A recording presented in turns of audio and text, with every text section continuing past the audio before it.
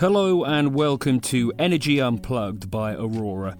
This podcast features various experts from Aurora having in-depth conversations with key industry leaders, policymakers and academics from all over the world. It explores the hottest topics across the energy market and gives a unique perspective on major energy issues.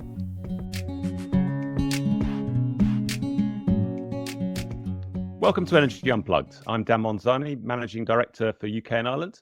Today on the podcast, we're delighted to welcome Fintan Slye, who's Executive Director of the Electricity System Operator and Chair of their Governing Board. The ESO is the British body tasked with both ensuring the supply and demand balance second by second, literally keeping the lights on in real time, and also with the strategic task of coordinating the long-term planning of the system. We're recording this in mid-September, which is opportune for a couple of reasons. Firstly, we're running up to the winter, so this is an ideal time to discuss Fintan's view of the security supply outlook. And secondly, we are expecting the energy bill to pass its final parliamentary stages any day now. It is currently in the midst of an arcane process called ping pong, where the Lords and the Commons have to reconcile their differing amendments. And that's really important for this discussion because this bill will, when it passes, create a future system operator with wider responsibilities for the energy transition, and we'll definitely talk about that shortly. Fintan's been at the ESO since 2018, prior to which he was CEO of EirGrid Group, the electricity and market operator in Ireland and Northern Ireland. So he has experience of planning and operating rapidly decarbonising systems on both sides of the Irish Sea. Fintan, it's great to have you on the podcast. Great to be here, Dan. Let's start closer to real time, shall we, and have a look ahead to the winter coming up. Looking at your draft winter outlook published just before the summer, margins look relatively healthy, at least by pre-Ukraine standards. Are you confident we're through the worst of the energy crisis, or is there still heightened uncertainty? So I think as we look forward to this coming winter, certainly some of those really large existential risks that existed last winter have significantly abated. So if you think about it, there was a gas crisis in Europe with the potential to have impacts on the UK in terms of availability of gas. That certainly has decreased in terms of likelihood of manifesting itself because one, we got through last winter, two, storage stocks are very full, and significant optimism around the availability of gas as we head through next winter. That being said, the conflict is obviously still ongoing in terms of Russia's illegal invasion of Ukraine, and therefore probably a higher level of risk than you would experience in a normal year, but not as acute as it was last year. The other risk that was there last year was around the French nuclear fleet. So they were struggling to get back from maintenance, and availability was pretty low through the winter, much lower than you would typically see from the French nuclear fleet.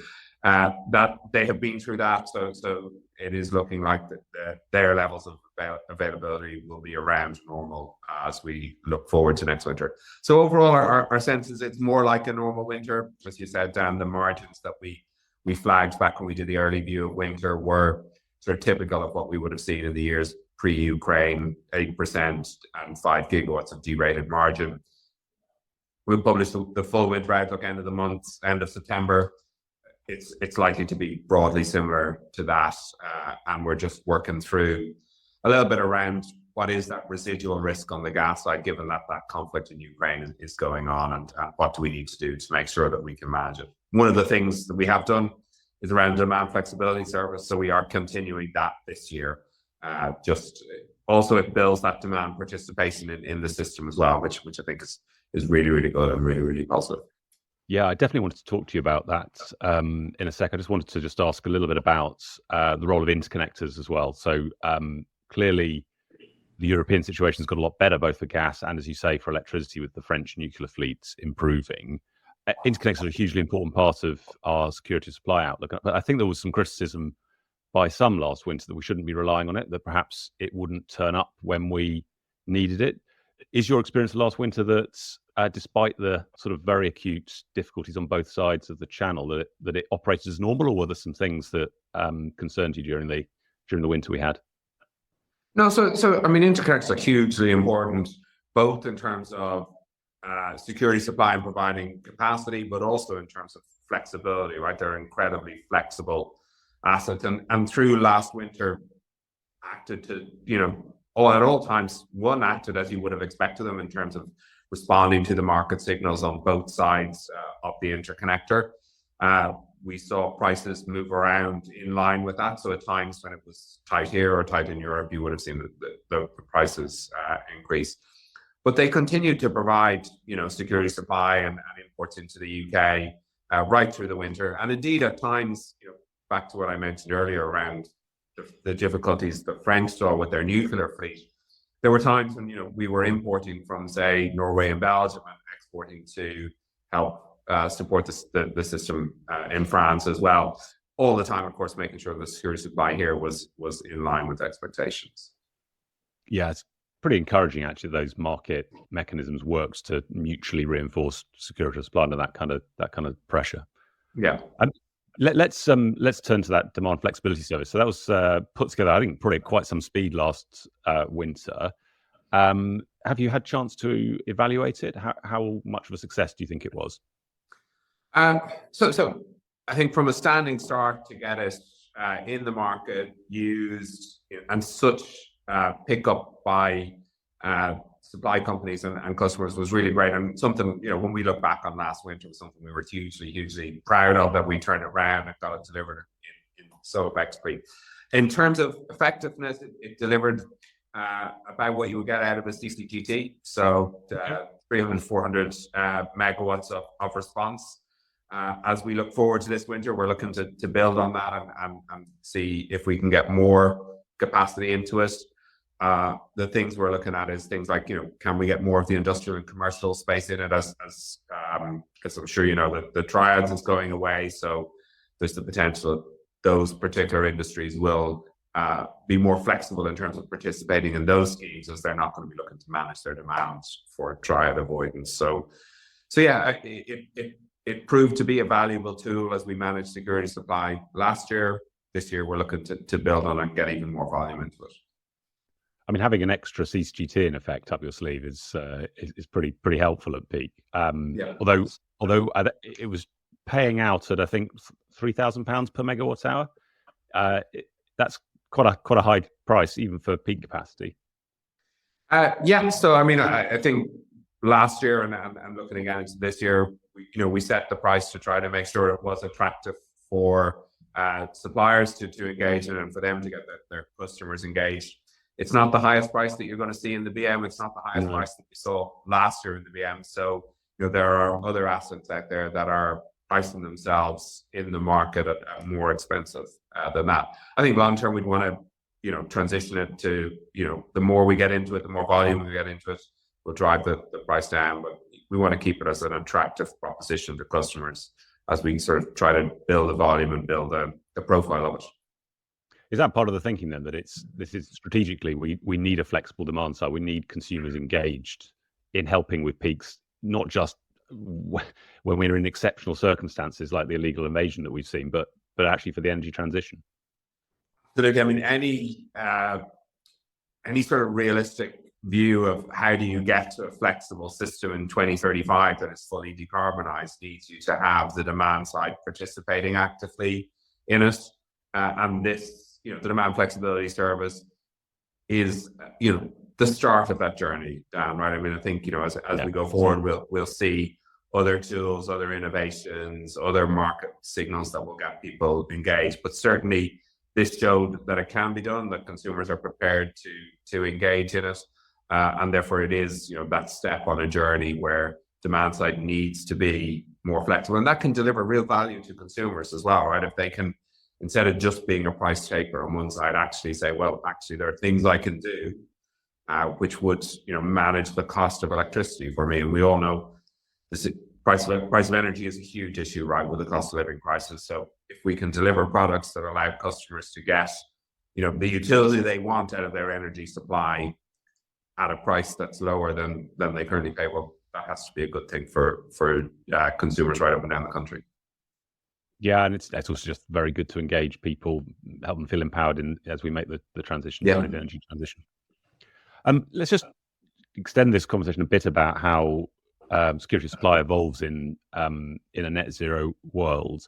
I mean, we worked together on making sure we had enough capacity through the capacity market for a number of years, and that's all very focused around a 4-hour evening peak, the sort of traditional measure of security of supply. Is that sufficient as a way of measuring what we need in a winter, or in a world of wind, for example, do we need to be worrying more about extended wind droughts? How are you thinking about that the actual problem statement? Yeah, so I think at the moment it is sufficient, right, and it has proven to be to be an appropriate metric and appropriate reliability standard for GB over the past number of years. And looking at over the next number of years, that's not going to change dramatically. But if you project yourself forward to, the 2035 and beyond type period, you will need to have been thinking differently about, reliability and security supply. The thing you mentioned, sort of, what do you do when there is 2 weeks of no wind, in the middle of winter where it's, it is particularly cold. So those sort of cold, still days, a bit dreary, so you're not getting much out of the solar resource that you have as well. You need to make sure that you have sufficient capacity from the range of other sources that will be available in order to help you ensure that you can keep the lights on through that period as well. And that, I think, is a different calculation to just what is the peak demand, and what is that sort of 4-hour slot that I need to do it. Also, as you think about the demand engaging more actively in the system, what you'd hope is that those peaks will somewhat get leveled out as well, right? As people sort of maybe charge their devices, charge their cars overnight as well. So you'd hope that it wouldn't be as peaky a system in 2035 as it is today. So what are the standards for security supply and resource adequacy, and how do you plan to make sure you meet them over all of those criteria, is one of those things that we started to work through. We published some pieces on the website around resource adequacy out into the 2030s to start that conversation. One, what's the resource portfolio? And two, what are the security supply standards that are going to define what is adequate and sufficient and appropriate? I just wanted to pick up on that point about flexibility, actually, because one of the things that we hear from clients a lot is complaints about the balancing market, and a feeling, I think, among smaller assets, particularly battery assets, that they're not being called in merits in the balancing market. Do you agree with that criticism? And is it something that the ESO needs to improve if it's going to get that sort of real-time flexible response to smooth out those peaks? So ensuring that we do use all of the assets that are available, in merit is absolutely important. And we are engaging with all of those battery providers to understand their concerns. I think what we have seen is that there are times when, some of the assets some of those smaller assets that maybe in merit get skipped, the skip rate problem down as you're talking about. We're investing massively in the tools in the control room in order to address that, the program called our open balancing program. That comes on there's a big release of that planned towards the end of this year that significantly addresses that issue. But in advance of those tools coming on and sort of having a solution for it, we're trying to see what are the things we can do, working with those providers that will try and address that issue in those months. So it's something we're aware of. It's something that we have a plan in there to implement to fix it. But we're also acutely conscious that that doesn't deliver until the end of the year. So what can we do between now and then to try and address it in the short term as well?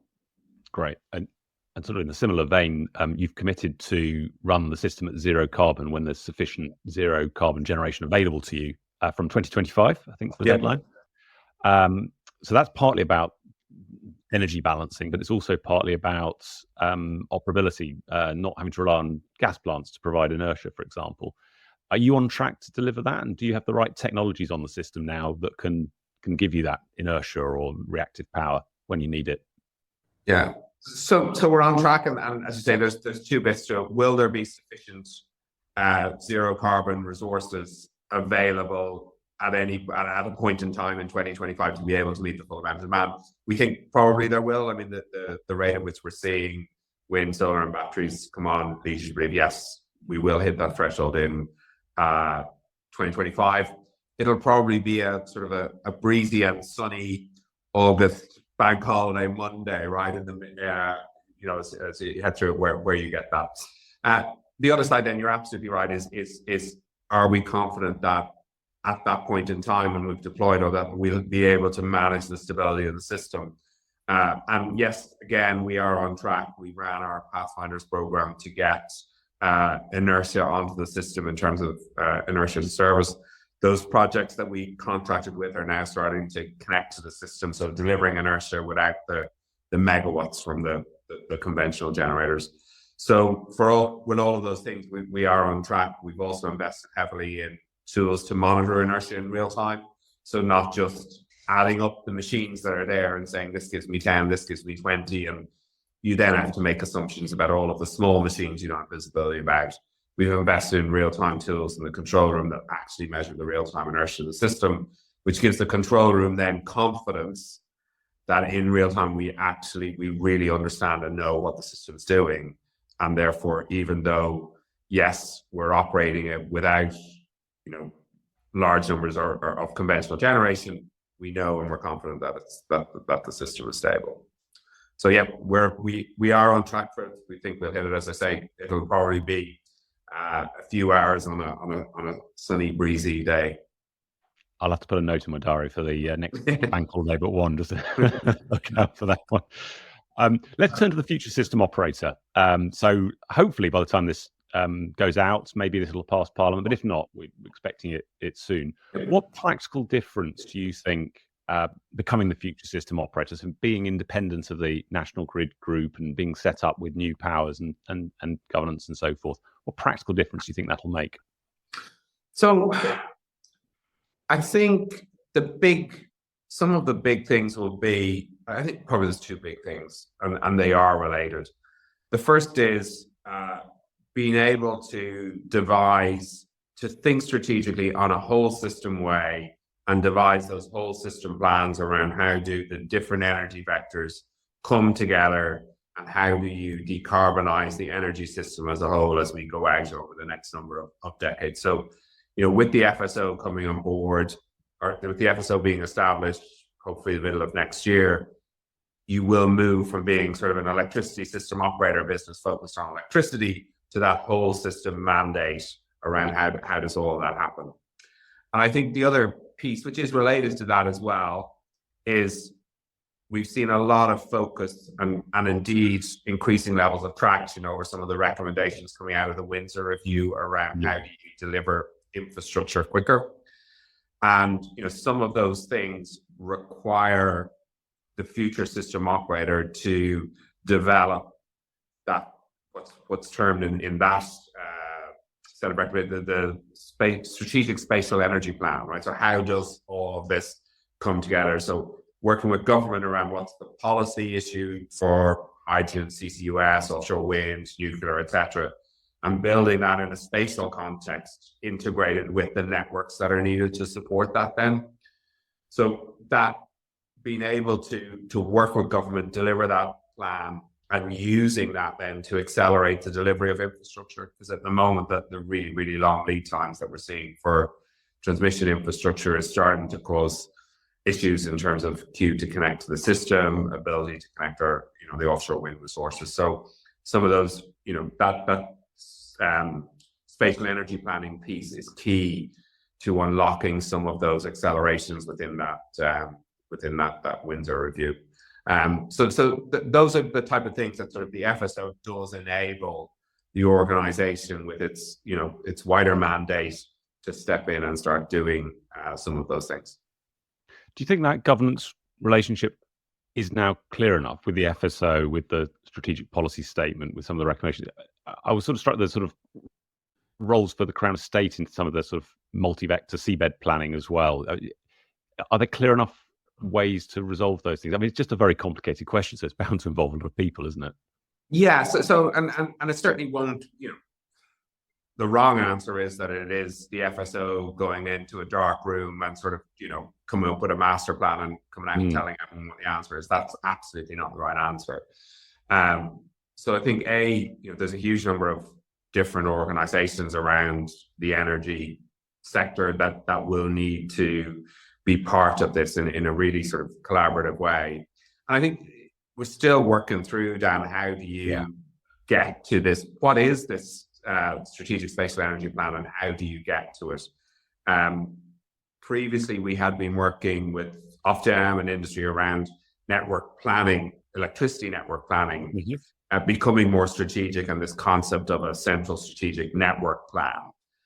And how that would come together was starting to be worked through at a pretty good level of detail. I think as Nick did his work around sort of how do you accelerate transmission delivery, this concept of a strategic spatial energy plan developed, which is bigger and wider than that. And I think, it's an incredibly sensible recommendation, I think. And we're talking with DESNES and Ofgem and other people around, well, what exactly is this then, and how do we think about preparing it? And also, there's a big question about how do you transition from sort of how things are done today to that sort of new way of planning and thinking about the development of the networks.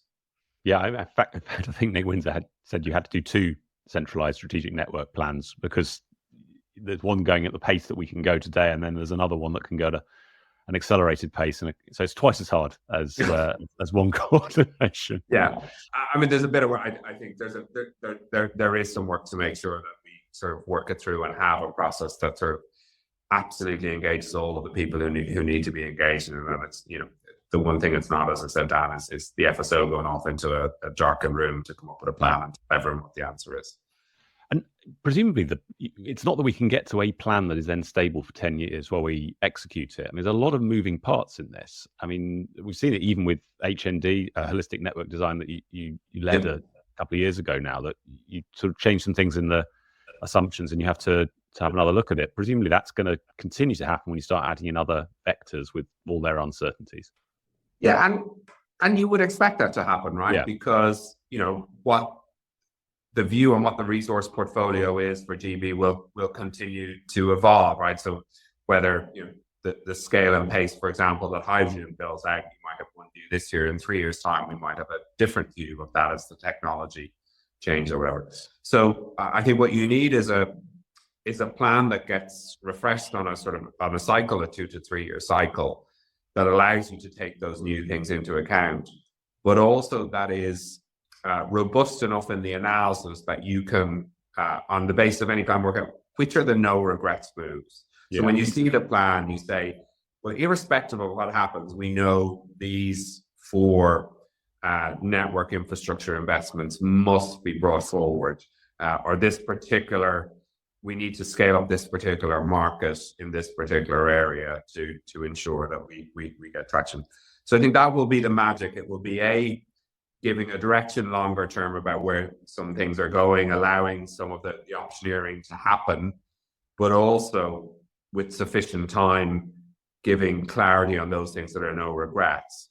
One of the ancillary benefits of bringing the lead times back. So the Nick Windsor review talks about bringing transmission lead times back to maybe 7 years from the plus 10, 12 now at the moment.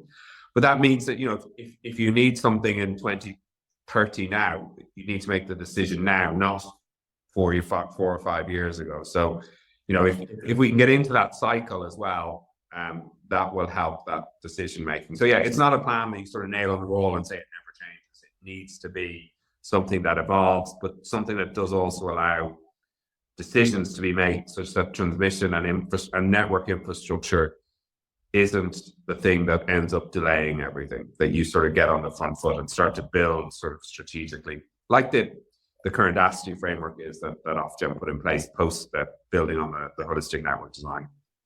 Yeah. I wanted to ask you about a couple of other areas that it seemed to me that the FSO might be an opportunity to sort of slightly redefine the way we do things, but I mean, you may have different views. One is where the line is between transmission and distribution. And the other, which is probably related to that, is around digitalisation, and whether or not having an independent ESO allows us to sort of make a step change in the level of ambition. Do you think that's true, or is that a bit further down the line? Just to talk about the digital one first. So definitely, I think, well, there is an opportunity. There's huge opportunity to deploy digital solutions, I think, in the energy space to add value. And I think the FSO certainly has the potential to unlock some of that. I think there's a question about how much does the FSO do versus maybe one level it could set standards, set open network frameworks, etc., that enable something to be built. You could push even further and even faster on that as well. But certainly that is something that could go further and faster. Indeed, the virtual energy system concept that we launched at COP up in Glasgow is the start of that in terms of a digital framework that could help with that. On your other question about transmission distribution interface, haven't given much thought about the interface question. I do think Ofgem recently did a consultation around regional system planning, regional markets, and system operation. And my sense is, the operation piece of the distribution networks is best done by the DSOs, by the distribution companies. That the complexity of trying to bring all of that together, I'm not sure makes sense. Those companies do a really good job on the operations of that, so that don't see that changing anytime soon. I do think on the regional system planning stuff that there is the opportunity to bring it together. I think there does seem to be a gap at a regional level where the plans of the electricity system, the gas system, what's happening with hydrogen in this region, what's happening with CCUS, what's happening with heat, they're not universally brought together in any region in a coherent way. So there's an opportunity to do that, I think. Catapult released a report recently around local action energy plans and that. But the other piece is that what the FSO, I think, can bring to that, one, sort of the ability to bring all of those bits together, because no one stakeholder owns them at the moment, help local authorities in terms of best practice toolkits and what's done elsewhere. But the other piece is making sure that regional position feeds into the national position, and also that the national position and the regional position is consistent as well. So you can see a virtuous circle over the long run, where you have these regional plans which are developed with communities at a level that is meaningful and impactful for them and sort of solves their problems and gets that local buy-in, but also is consistent and supports that national ambition to decarbonize the economy as well. So I do think that regional system planner is an idea whose time is right, and I can see the FSO playing a role in it. I think there's a good bit of work to be done around what is the role, how do you make sure that the existing organizations that have all of those relationships, all of that knowledge, continue to feed into that. It shouldn't be replacing one with the other. And I think from an FSO perspective, you'd also have to think about, well, how do you make sure you build up the capability and knowledge in the organization in those regions? Because we don't have that today. You'd have to be looking at doing that as well. And I think probably the similar about sort of regional markets. I do think that there's a case to be made for more consistency in distributed regional markets across the country. I think that would help with participation and openness and the ability of people to compete in different regions or wherever, and not have sort of different market rules in different geographies and stuff. So I think and again, the FSO as sort of a national body can provide some oversight, guidance, whatever, in terms of trying to make sure that does move along in that direction. Yeah, I mean, we've talked about a lot of things the FSO could do here. Is there a risk we expect too much too quickly? That is a risk we're acutely conscious of, Dan, right? And we're really clear around there's day one, right, which for us is the day the organization sort of if you like, the separation happens with National Grid and it becomes a public corporation. Middle of next year is our target for that.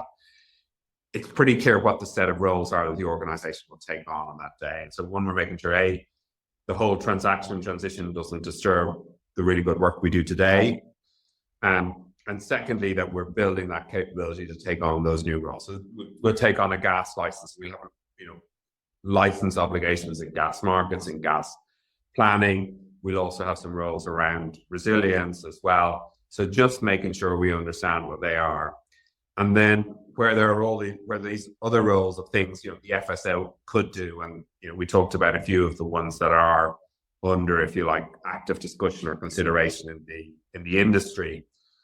The key question for me is thinking about how do you, if it's the right thing to do for GB PLC, and if the FSO is the right body to do it, then how do you think about that transition and that capability build?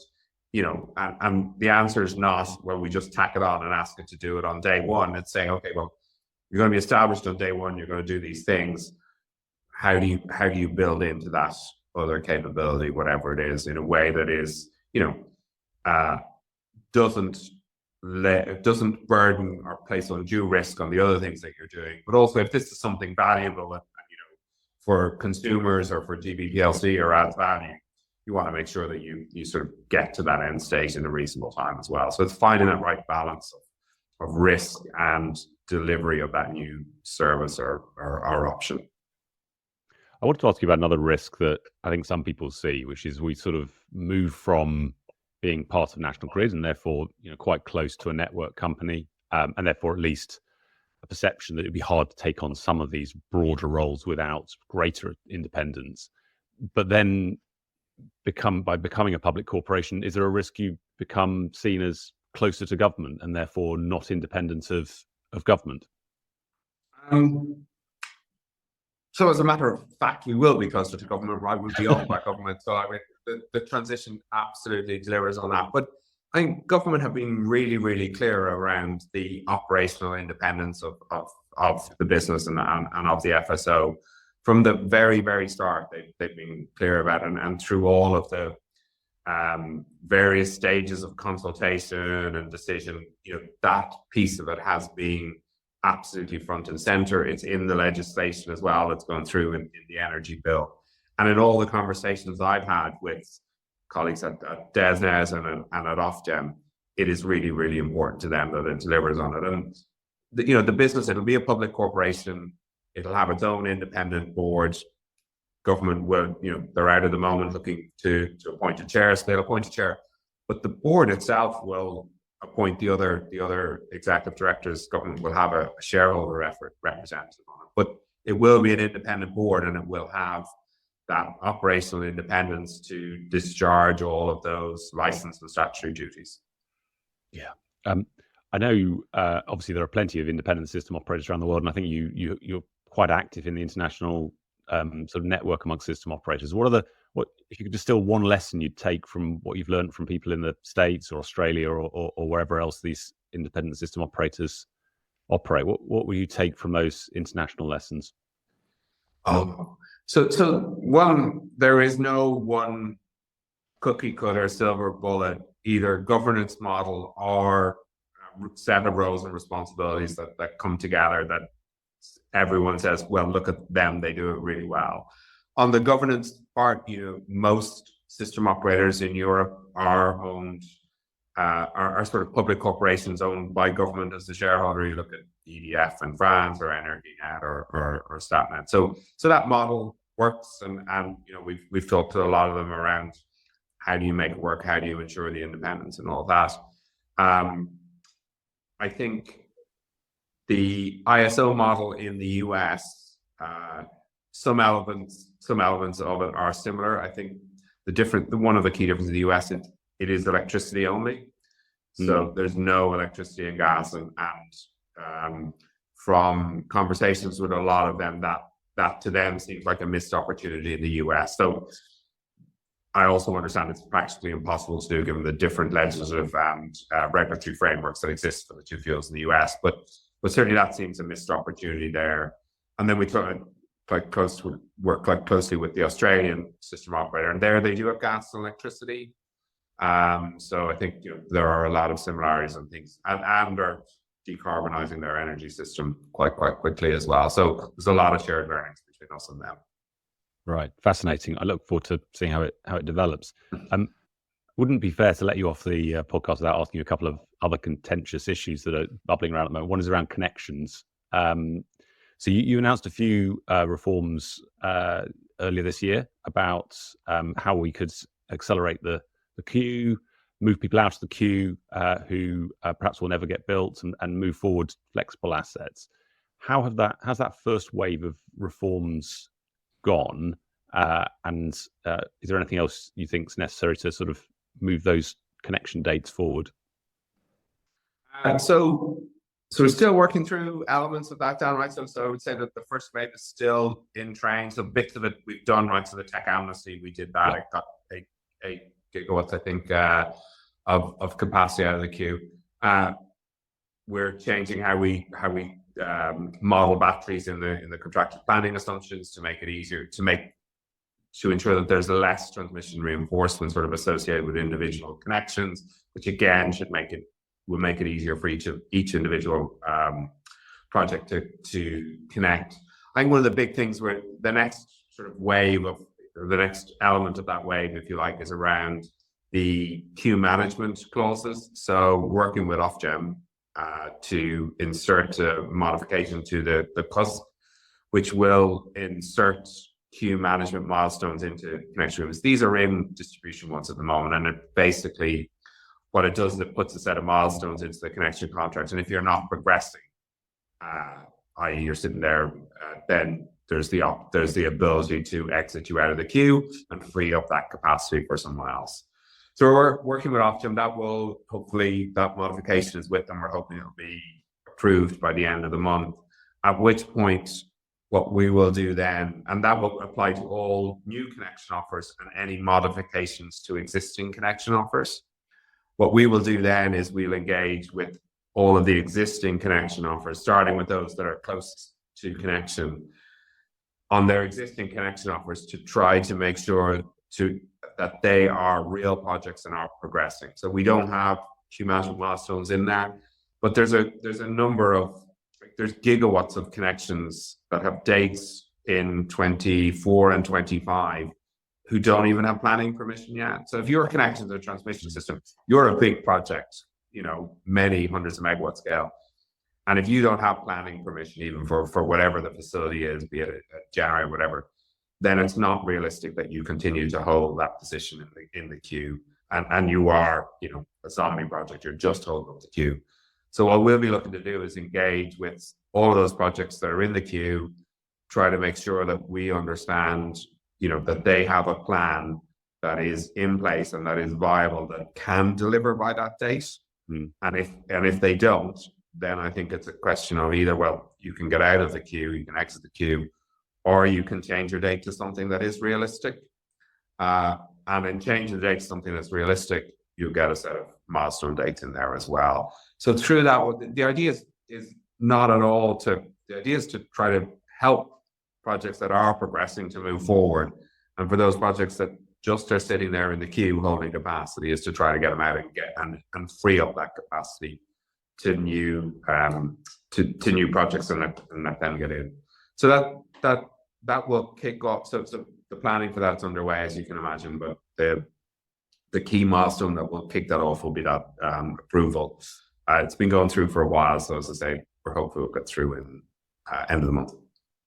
How long do you think it'd be until there's a queue that's sort of ordered in terms of realism and the assets that we need nearer to the front? It's quite a big process. So is this another year till we get there, or a bit longer?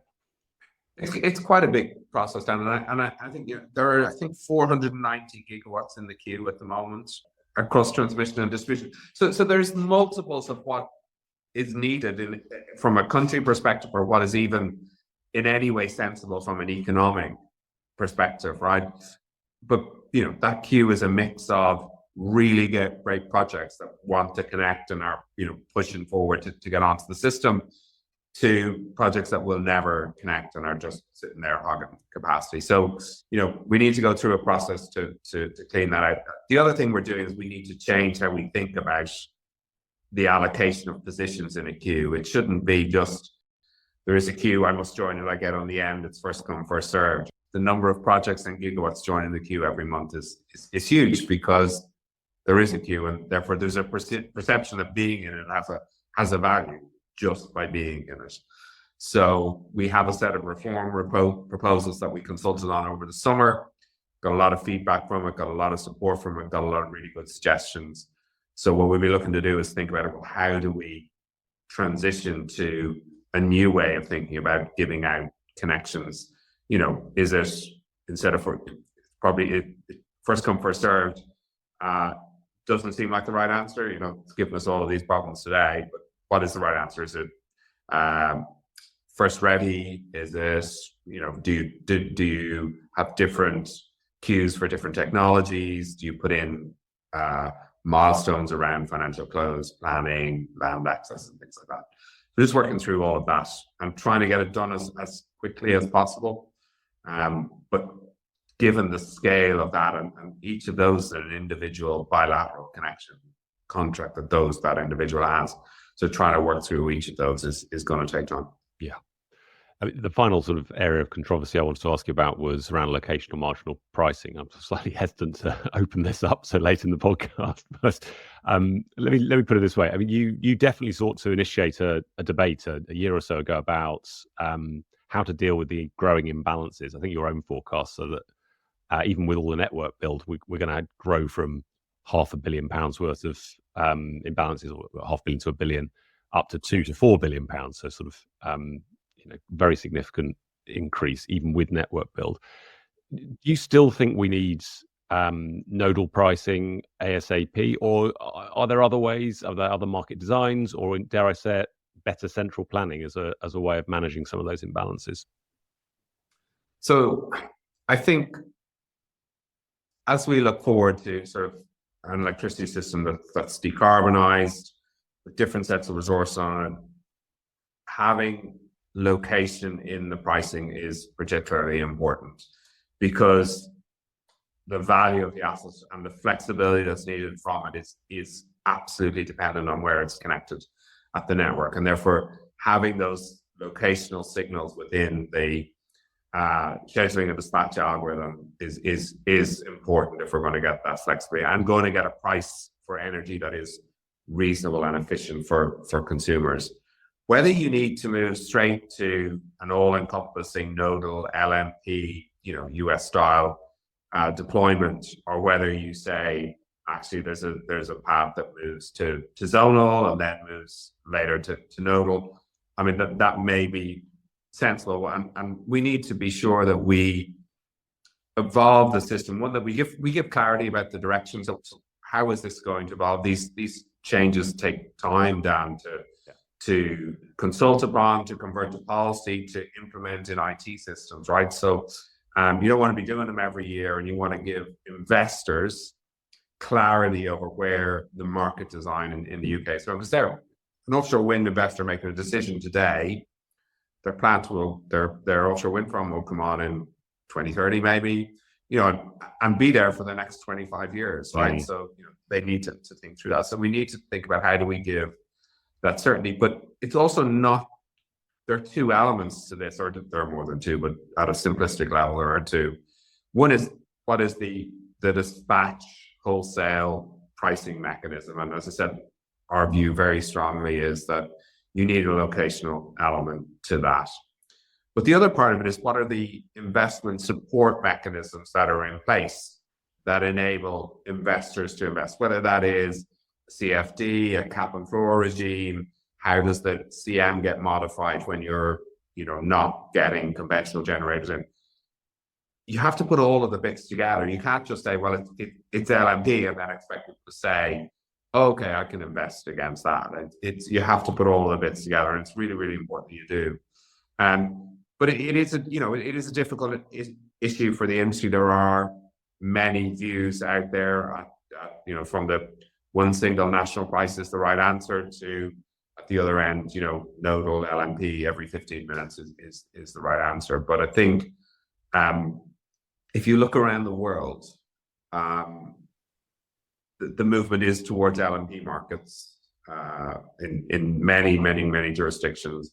No evidence that in any of them it has caused a problem in terms of investment pipelines or people actually investing in those markets. Quite the opposite if you look around and do that.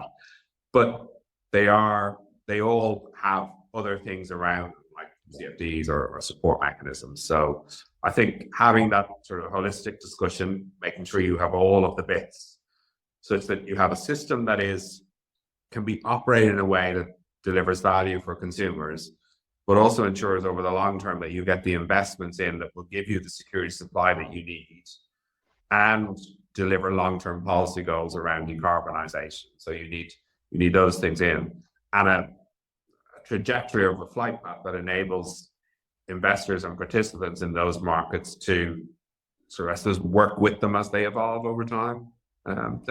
So I think we continue to believe that having that location element within it is important. Very good. Final question.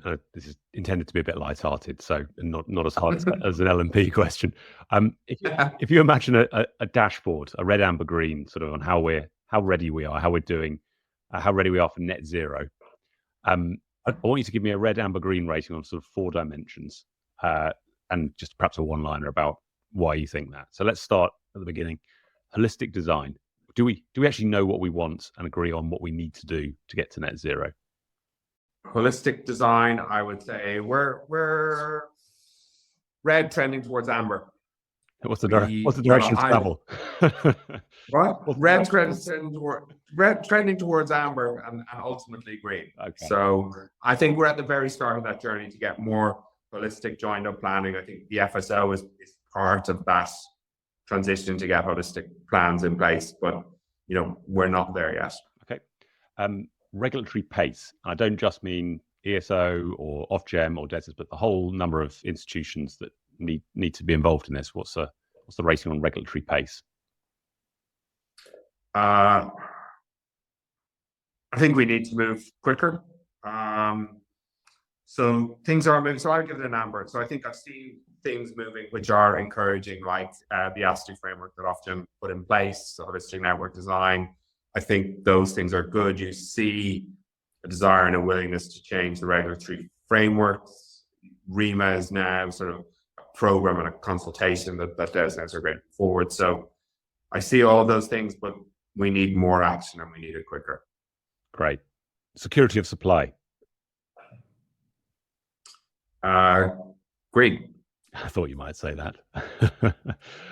Consumer acceptance of the change that we need to make. I think is red. Interesting. I think that 2+ years ago, there was a greater level of acceptance. The net zero legislation had gone through Parliament, but I think the war in Ukraine and the cost of living crisis has meant that those two elements of the trilemma have resurfaced in people's minds and they have so overall cost and affordability of energy and energy security in a very national context as well, right? So it's security of supply in a national context. I think people are concerned about those, and they have made them question then how does that transition to net zero fit with those two dimensions as well? Yeah. And I think there's more questioning of that as well. The other piece is it will require significant new infrastructure, whether that is new nuclear build, new offshore build, or new network infrastructure. And as an industry and regulatory and policy, we haven't managed yet to get to a point where we're bringing communities with us. And I think we need to work harder on how do we engage those communities early in that energy transition and the delivery of the necessary infrastructure. That's great. Thank you so much. It's been so insightful and thoughtful and definitely thought-provoking as well for me. So Fintan Slye, thank you very much. Thanks, Dan. It's been a pleasure. That was Dan Monzani, Aurora's Managing Director for UK and Ireland, talking to Fintan Slye, Executive Director of the Electricity System Operator and Chair of their Governing Board. Do keep an eye on our podcast feed for more in-depth conversations with senior members of the energy industry. The best way to do this is to subscribe on whatever platform you use. Thanks for listening and goodbye.